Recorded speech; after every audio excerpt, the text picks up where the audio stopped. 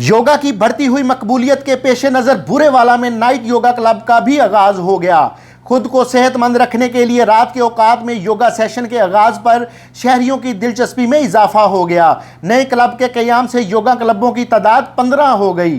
Pakistan yoga council ने सेहत मुल्क पाकिस्तान के अज़म को लेकर बुरेवाला में सुबह के बाद शहरियों को सेहतमंद बनाने के लिए रात के औकात में भी योगा क्लब कायम कर दिया, जिसका बाकायदा इफ्तिताह पाकिस्तान योगा कौंसिल के पैटर्न इन चीफ योगी रियाज खोखर ने मकामी स्कूल के सब्जाजार में किया। योगा के मुख्तलिफ आसना करते योगी नाइट योगा क्लब के क़याम पर बहुत पुरजोश नजर आए, जबकि योगी रियाज खोखर का कहना था कि बुरेवाला में 14 मॉर्निंग योगा क्लब्स के बाद अब इवनिंग योगा क्लब भी कायम कर दिया गया है। बुरेवाला के सैकड़ों योगी 14 अगस्त को पाकिस्तान का एक ग्रैंड योगा इवेंट करने जा रहा है और ये पूरे मुल्क को सेहत का पैगाम साबित होगा।